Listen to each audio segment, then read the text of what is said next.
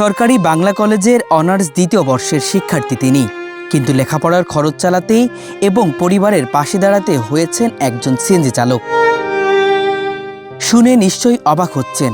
হ্যাঁ, অবাক হওয়ার মতোই কথা, কারণ যেখানে বেশিরভাগ শিক্ষার্থী শুধু স্বপ্ন দেখেই সময় পার করে, সেখানেই তরুণ নিজের স্বপ্নকে বাঁচিয়ে রাখতে লড়ছেন প্রতিটি মুহূর্তে। আমি পড়াশোনার পাশাপাশি এটা করতেছি যাতে আমি ফ্যামিলিকে একটু ব্যাকআপ দিতে পারি, আমি নিজেও স্বাবলম্বী হতে পারি।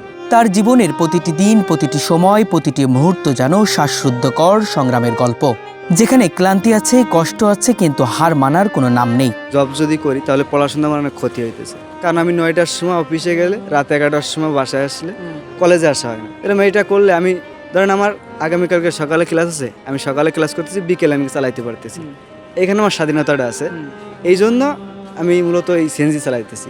আর 5টা সাধারণ ছেলের মতো নয় তার জীবন, একেবারে আলাদা, একেবারে ব্যতিক্রম। 300 টাকার ভাড়া 500 টাকার নোট ধরাই দিবে, যদি ভাঙতি না থাকে বলে আসতেছি, চলে যায়। ওই আশা আর আসে না। আমার সাথে 2বার এরকম ঘটনা ঘটছে। আমি ধানমন্ডিতে এক যাত্রী নিয়ে গেছি, 500 টাকার নোট দিয়েছে, ওই 5টা বাজে, ভোর 5টা, তখন আমার কাছে ভাঙতি ছিল না। তো আমি বলছি, ভাই ভাঙতি না, আমাকে একটু ভাঙতি দিলে ভালো হয়। এই ভাই পরে গেছে, ওই গেছে তো গেছে, ভাইয়ের আর খবর নাই, ভাই চলে গেছে। ভোরের আলো ফোটার সঙ্গে সঙ্গে ঘুম ভেঙে যায় তার। সূর্য ওঠার আগেই বেরিয়ে পড়েন জীবিকার সন্ধানে। হাতে থাকে সিএনজির হ্যান্ডেল, আর মনে থাকে হাজারো দায়িত্বের হিসাব।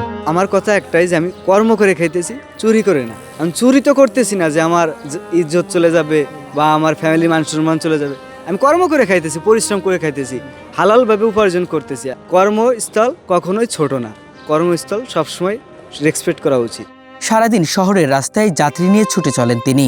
একদিকে যাত্রীদের গন্তব্যে পৌঁছে দেওয়া, অন্যদিকে নিজের জীবনের গন্তব্যে ঠিক রাখা। এই দুয়ের মাঝখানেই চলছে তার নিরন্তর লড়াই। প্রতিদিন ধরেন 7 থেকে 7 ঘন্টা 6 ঘন্টা এরকমের, তা আপনার অ্যাটলিস্ট এইটা দিয়ে যা আসে আমি আলহামদুলিল্লাহ ভালোভাবে চলতে পারতেছি। পরিবারকে যতটুকু পারি সাহায্য করতেছি, পাশাপাশি নিজেও চলতেছি।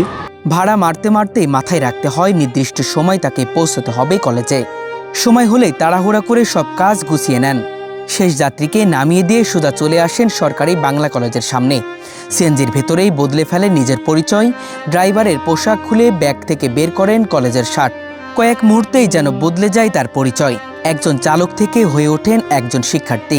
সিএনজি তালা মেরে ব্যাগ কাঁধে নিয়ে ঢুকে পড়েন কলেজ প্রাঙ্গণে, যেখানে বন্ধুদের সঙ্গে হাসি, আড্ডা আর ক্লাসের ভিড়ে মিলিয়ে যায় তার সংগ্রামের ক্লান্তি।